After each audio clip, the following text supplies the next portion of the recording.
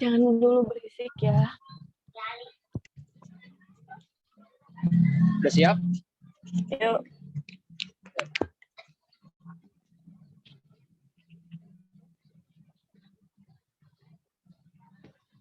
Assalamualaikum warahmatullahi wabarakatuh. Waalaikumsalam. Kami dari kelompok 6 akan memaparkan hasil diskusi kami mengenai sosial ekonomi dalam bimbingan dan konseling karir, yang dimana kelompok 6 ini beranggotakan yang pertama ada Kang Rizanwar, kemudian Kang Hikmat Zaki, ada Teh Mutia, Teh Rukresia, Teh Rima, dan saya sendiri, Wandi Muhammad Faizal. Untuk selanjutnya, materi yang akan disampaikan, saya persilakan kepada rekan saya. Oke. Baik, Kang, di sini saya akan memaparkan materi konsep sosial ekonomi. Nah, di sini konsep sosial ekonomi ini ada 3 poin. Yang pertama itu ada konsep sosial. Nah, dalam Kamus Besar Bahasa Indonesia, kata sosial berarti berkenan dengan masyarakat, di mana dirasa perlu adanya komunikasi antar individu. Nah, dari kata di atas dapat dilihat bahwa arti dari kata sosial terdapat 2 arti, yaitu yang pertama berkenaan dengan masyarakat, dan yang kedua berkenaan dengan kepentingan umum atau suka menolong, menderma, dan sebagainya. Nah, kata sosial berasal dari kata Latin yaitu socius, yang berarti bersama-sama atau bersatu, terikat, sekutu, berteman, atau kata sosio yang memiliki makna menjadikan teman. Nah, sedangkan ada pengertian konsep sistem sosial menurut para ahli. Di sini menurut Robert, yaitu lawang sistem sosial merupakan sejumlah kegiatan atau sejumlah yang berhubungan timbal baliknya kurang lebih bersifat konstan.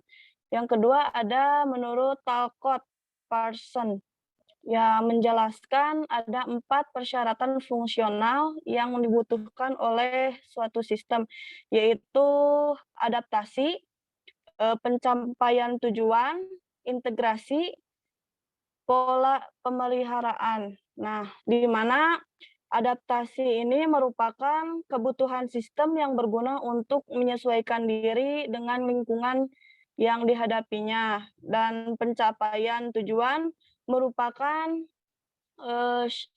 prasyarat fungsional yang menentukan tujuan dan skala prioritas dari tujuan-tujuan yang ada.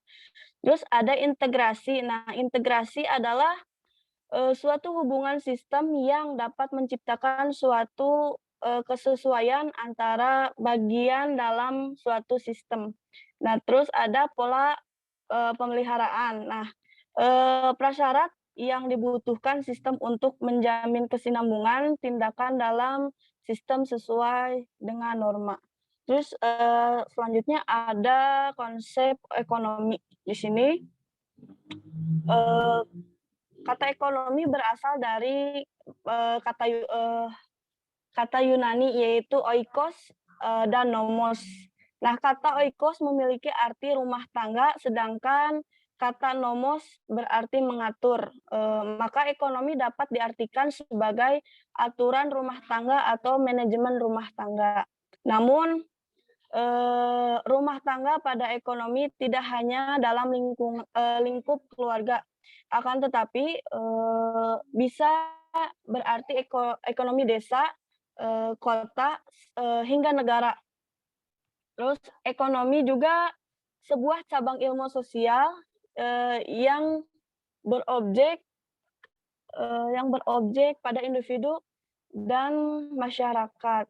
Nah, di sini yang ketiga ada konsep sosial. Nah, ada konsep sosial ekonomi. Nah, sosial ekonomi adalah suatu kedudukan yang diatur secara sosial dan penempatan seorang pada posisi tertentu dalam masyarakat.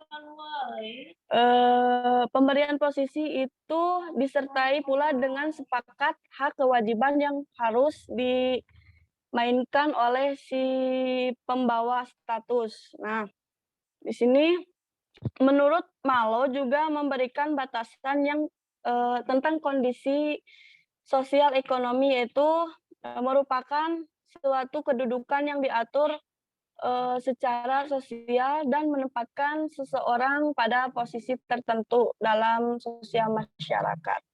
Nah, selanjutnya saya serahkan kembali kepada moderator. Mangga, Kang Wandi, lanjutkan. Baik, terima kasih kepada Teh Rima yang sudah memaparkan materinya. Untuk materi selanjutnya saya serahkan kepada kawan saya, Teh Ruth Gracia. Mangga silakan. Sebelumnya saya izin matikan kamera karena di sini lagi hujan juga. Nah, di sini ada faktor-faktor perubahan sosial ekonomi.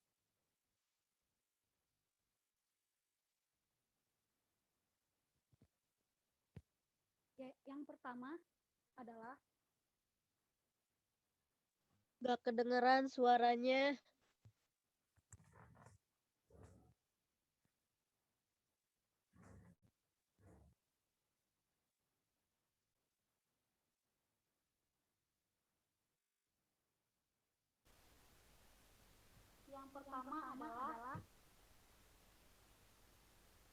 Kecil suaranya.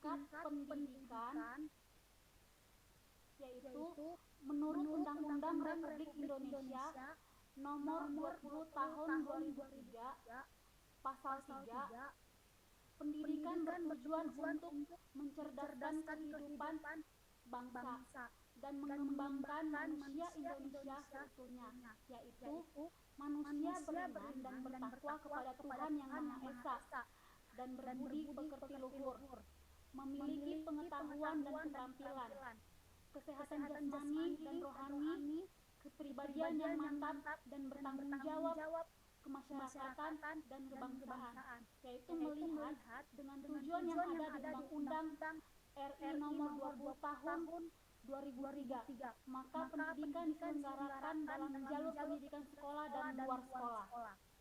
Yang kedua adalah pendapatan, yaitu pendapatan adalah jumlah semua hasil suatu pekerjaan yang diterima oleh orang yang bekerja yang diwujudkan dalam bentuk uang dan barang.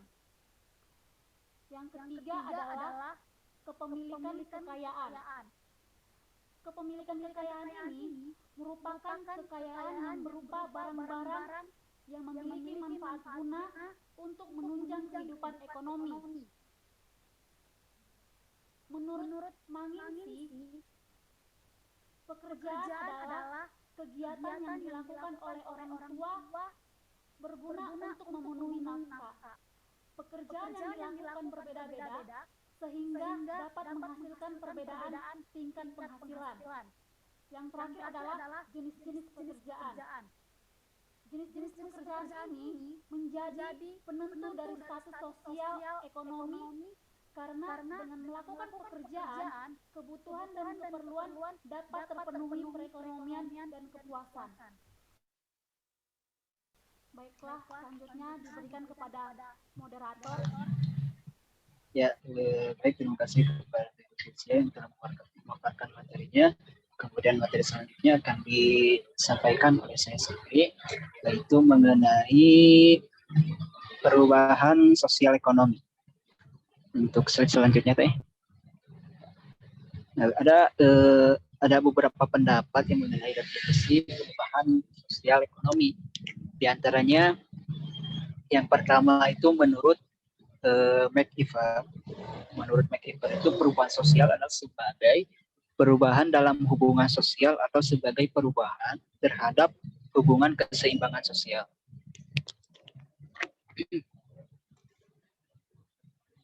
Yang tadi teh slide-nya. Ya. Kemudian pendapat yang kedua adalah menurut Surjono Sukanto. Menurut Surjono Sukanto itu perubahan sosial adalah segala perubahan pada lembaga sosial yang mempengaruhi sistem sosial, termasuk di dalamnya ada nilai, sikap, dan perilaku di antara kelompok dalam bermasyarakat. Kemudian yang ketiga menurut Nursid Kusumaatmaja, perubahan sosial adalah proses sebagai akibat adanya dinamika anggota masyarakat yang didukung oleh sebagian besar anggota masyarakat yang merupakan tuntutan kehidupan dalam mencari kestabilan.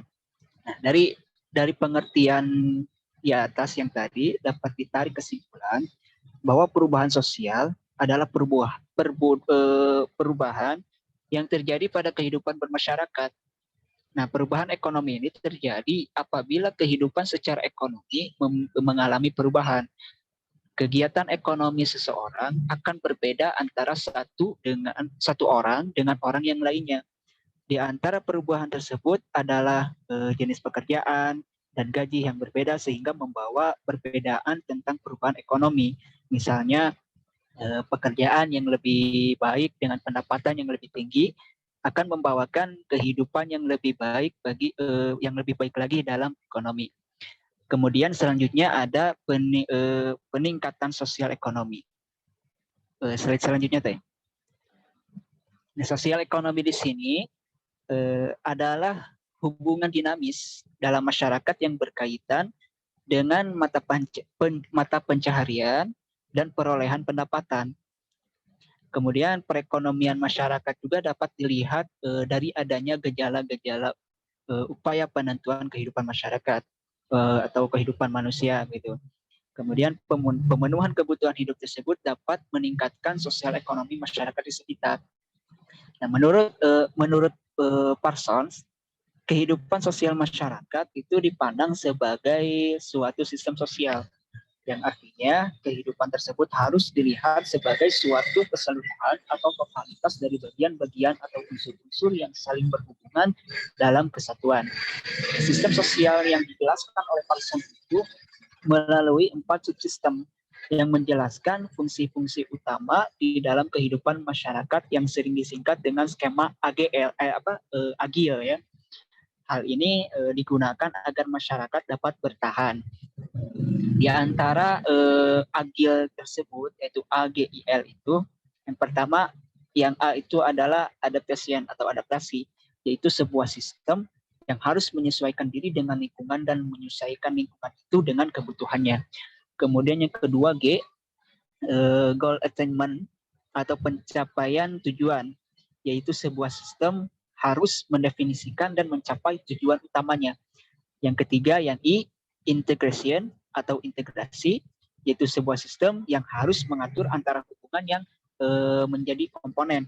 Kemudian yang keempatnya yang L, latensi atau pemeliharaan pola, yaitu sebuah sistem yang harus melengkapi, memelihara dan memperbaiki baik dari motivasi individual maupun pola-pola kultural yang menciptakan dan menopang motivasi. Nah, dengan melakukan strategi sosial agil itu, masyarakat yang dikemukakan oleh Parsons maka dapat digunakan untuk meningkatkan sosial ekonomi masyarakat. Selain itu, teori tindakan sosial yang dipaparkan oleh Max Weber. Menurut Max Weber ini, ruang lingkup tindakan sosial memusatkan perhatiannya pada tindakan yang jelas-jelas melibatkan campur tangan proses pemikiran antara terjadinya stimulus dan respons. Dan teori tindakan sosial ini mendasarkan diri pada pemahaman interpresif. Tindakan sosial ini adalah makna subjektif, tindakan individu atau aktor, dan tindakan ekonomi merupakan perilaku seseorang yang diorientasikan kepada pemanfaatan dan juga perilaku dari orang lain. Kemudian teori tindakan sosial Weber ini dibagi menjadi 4. Yang pertama ada tindakan tradisional. Nah, tindakan tradisional ini merupakan perilaku yang tidak berdasarkan pemikiran, melainkan hanya dari tradisi dan kebiasaan. Itu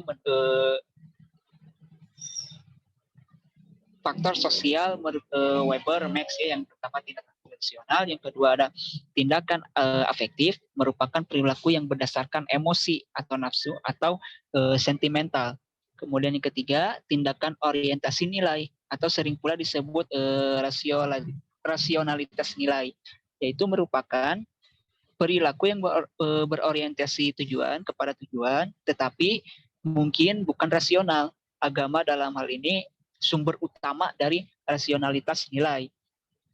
Kemudian yang keempat, ada tindakan nasional instrumental, yaitu merupakan perilaku yang berorientasi pencapaian tujuan yang berdasarkan pilihan rasional. Nah, itulah keempat tindakan sosial menurut Weber. Yang pertama diantaranya ada tadi tindakan tradisional, tindakan afektif, tindakan orientasi nilai, dan tindakan rasional instrumental. Mungkin itu saja yang bisa saya paparkan. Untuk materi selanjutnya saya serahkan kepada rekan saya. Mangga dilanjut. Baik, terima kasih sebelumnya. Di sini saya akan menjelaskan tentang aspek-aspek status sosial ekonomi. Menurut Telkom Person berpendapat bahwa beberapa indikator tentang penilaian seseorang mengenai kedudukan seseorang dalam lapisan sosial di masyarakat antara lain yang pertama ada bentuk ukuran rumah, keadaan perawatan, tata kebun, dan sebagainya. Yang kedua ada wilayah tempat tinggal, apakah bertempat di kawasan elit ataukah kumuh. Yang ketiga pekerjaan atau profesi yang dipilih seseorang. Yang keempat sumber pendapatan. Total penghasilan, pengeluaran, simpanan, dan kepemilikan harta yang bernilai ekonomis merupakan indikator untuk menentukan tingkat kondisi ekonomi seseorang. Jadi dapat disimpulkan bahwa indikator dari status sosial ekonomi antara lain seperti pendidikan, pekerjaan, pendapatan, status kepemilikan, tanggungan, jenis tempat tinggal, menu makan sehari-hari, status dalam masyarakat, partisipasi dalam masyarakat. Yang kedua ada klarifikasi status sosial ekonomi. Klarifikasi status sosial ekonomi menurut Coleman dan Kresi dalam Sumardi. Yang pertama ada status sosial ekonomi atas. Status sosial ekonomi paling atas ini merupakan kelas sosial yang berada paling atas dari tingkatan sosial yang terdiri dari orang-orang yang sangat kaya seperti kalangan konglomerat. Mereka sering menempati posisi teratas dari kekuasaan. Sedangkan Sitorus menyatakan bahwa status sosial ekonomi atas yaitu status atau kedudukan seseorang di masyarakat yang diperoleh berdasarkan penggolongan menurut harta kekayaan, yang dimana harta kekayaan yang dimiliki di atas rata-rata masyarakat pada umumnya dan dapat memenuhi kebutuhan hidupnya dengan baik. Masyarakat yang jumlahnya relatif sedikit dan tinggal di bawah kawasan elit perkotaan. Berdasarkan pendapatan beberapa ahli di atas, dapat disimpulkan bahwa status sosial ekonomi atas yaitu status sosial atau kedudukan seseorang di masyarakat yang diperoleh berdasarkan penggolongan menurut kekayaan, di mana harta yang dimiliki ada di atas rata-rata masyarakat pada umumnya dan dapat memenuhi kebutuhan sehari-hari dengan baik. Yang kedua ada status sosial ekonomi bawah. Menurut Sitorus, status sosial ekonomi paling bawah ini kedudukan seseorang di masyarakat yang diperoleh berdasarkan penggolongan menurut kekayaan, yang dimana harta kekayaan yang dimiliki termasuk kurang jika dibandingkan dengan rata-rata masyarakat pada umumnya, serta tidak mampu dalam memenuhi kebutuhan hidup sehari-hari. Mungkin itu saja yang saya dapat paparkan. Selanjutnya akan dilanjutkan oleh teman saya.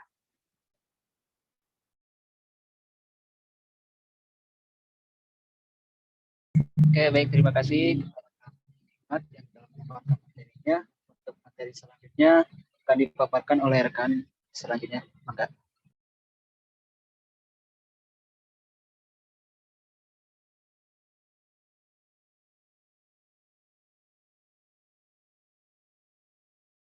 Kang Dri Zanuar mana?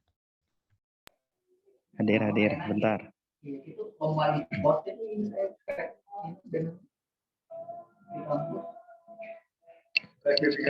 Eh,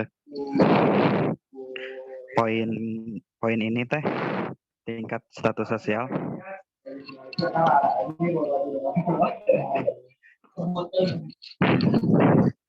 Langsung kesimpulan.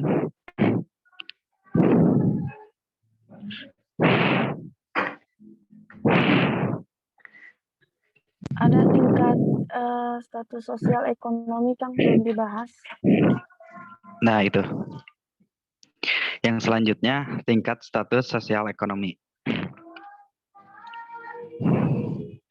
Ada beraneka ragam masyarakat yang kita jumpai dalam kehidupan masyarakat, diantaranya yang pertama, kelas atas. Kelas atas berasal dari golongan kaya raya seperti golongan konglomerat, kelompok eksklusif, dan sebagainya. Pada kelas ini, segala kebutuhan hidup dapat terpenuhi dengan mudah, sehingga pendidikan anak memperoleh prioritas utama. Karena anak yang hidup pada kelas ini memiliki sarana dan prasarana yang memadai dalam belajarnya dan memiliki kesempatan untuk mendapatkan pendidikan tambahan sangat besar. Yang kedua, kelas menengah. Kelas menengah biasanya diidentikan oleh kaum profesional dan para pemilik toko dan bisnis yang lebih kecil. Biasanya ditempati oleh orang-orang yang kebanyakan berada pada tingkat yang sedang-sedang saja. Kedudukan orang tua dalam masyarakat terpandang, perhatian mereka terhadap pendidikan anak-anak terpenuhi, dan mereka tidak merasa khawatir akan kekurangan pada kelas ini. Yang ketiga, kelas bawah. Menurut Mulyanto Sumardi, kelas bawah adalah golongan yang memperoleh pendapatan atau penerimaan sebagai imbalan terhadap kerja mereka yang jumlahnya jauh lebih sedikit dibandingkan dengan kebutuhan pokoknya.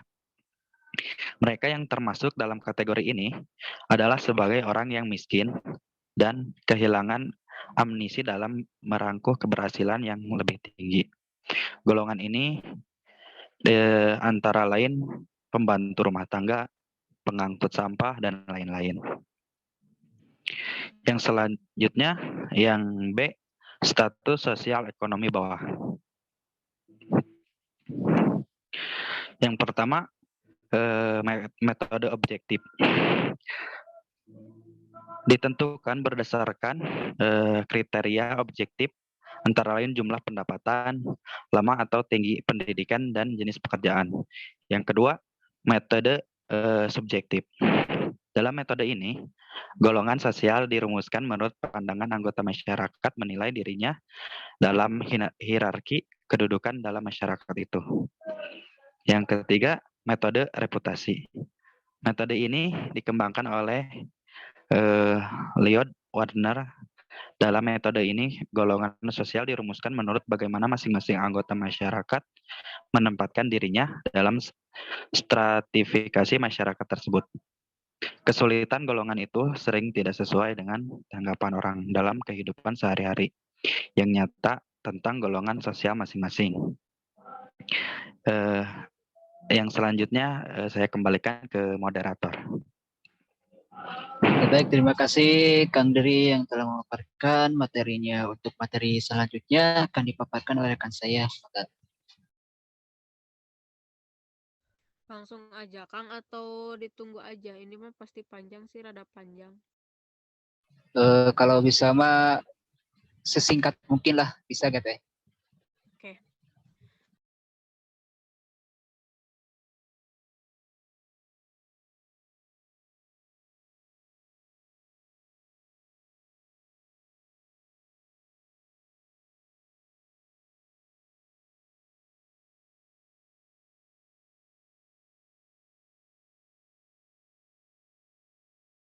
Artian lain dari status sosioekonomi sebagai pengelompokan orang-orang status lebih tinggi dibanding orang lain. Kedua, tingkat pendidikan yang berbeda. Ada beberapa individual yang memiliki akses yang lebih besar terhadap pendidikan yang lebih baik dibanding dengan orang lain. Selain itu, apa sih hubungannya teori sosial ekonomi dengan karir? Tentu saja ada hubungannya. Faktor sosioekonomi dapat memberikan pengaruh terhadap minat siswa melanjutkan pendidikan, baik itu perguruan tinggi, menengah atas, dan lain sebagainya. Keadaan status sosioekonomi keluarga tentulah mempunyai peranannya terhadap perkembangan anak-anak. Apabila kita pikirkan bahwa dengan adanya perekonomian yang cukup, lingkungan material yang dihadapi anak di dalam keluarganya itu lebih luas, ia mendapat kesempatan yang lebih luas untuk memperkembangkan bermacam-macam kecakapan yang tidak dapat ia perkembangkan apabila tidak ada alat-alatnya.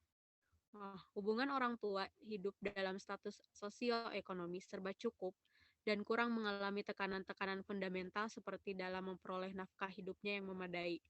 Orang tuanya dapat mencurahkan perhatian yang lebih dalam kepada pendidikan apabila ia tidak disulitkan dengan perkara kebutuhan-kebutuhan primer kehidupan manusia. Begitupun sebaliknya, status sosioekonomi rendah kadangkala dideskripsikan sebagai orang yang memiliki penghasilan rendah, kelas pekerja atau kerah biru, sementara status sosioekonomi menengah kadangkala dideskripsikan sebagai orang memiliki penghasilan menengah memegang pekerjaan manajerial atau kerah putih. Nah, contohnya apa sih dari pekerjaan status sosioekonomi? Yang pertama di rendah dulu ya. Rendah adalah contohnya buruh pabrik, buruh manual, penerimaan dana kesejahteraan, dan pekerja bagian pemeliharaan. Hubungan yang lainnya yakni teori ekonomi utama yang terkait dengan pengembangan karir adalah teori modal manusia. Teori modal manusia menunjukkan bahwa individu berinvestasi dalam pendidikan dan pelatihan untuk mencapai pekerjaan bergaji lebih tinggi dengan lebih prestise.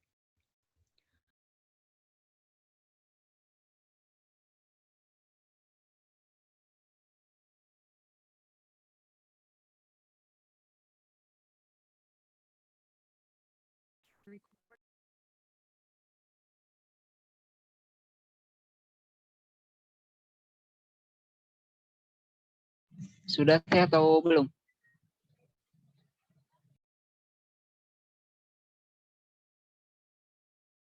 Aduh, ketutupan. Aduh, kita lanjut aja teh. Tadi baru sampai mana?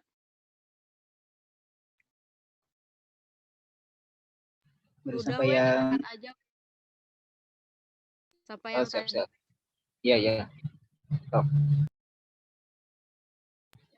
Udah aja ini teh ya. Penutup sih. Langsung kesimpulan. Baik, untuk kesimpulannya dari apa yang tadi sudah dibahas adalah bahwa sosial ekonomi ini adalah suatu kedudukan yang diatur secara sosial dan menempatkan seseorang pada posisi tertentu dalam masyarakat. Pemberian posisi itu disertai pula dengan seperangkat hak dan kewajiban yang harus dimainkan oleh si pembawa status. Kemudian hubungan sosial ekonomi dalam bimbingan dan konseling karir ini akan menjadi sebuah problem bagi siswa dalam menentukan karir siswa, yaitu tergantung hubungan sosial ekonomi dari orang tua siswa tersebut. Jika tadi kan sudah dibahas bahwa ada beberapa jenis tingkatan ya, tingkatan status sosial ekonomi, ada kelas atas, kelas menengah, dan kelas bawah. Kemungkinan jika siswa tersebut, keluarga siswa tersebut memiliki tingkatan kelas atas, maka kemungkinan siswa tersebut akan dengan mudah menentukan karirnya ya, dan begitupun seterusnya. Ya, mungkin cukup sekian dari kelompok kami. Mohon maaf apabila ada kekurangan dan kesalahan. Terima kasih atas segala perhatiannya. Saya akhiri. Wallahul muwaffiq wal aqwam bithoriq. Assalamualaikum warahmatullahi wabarakatuh. Waalaikumsalam warahmatullahi wabarakatuh. Udah beres saja deh. Ruth, jangan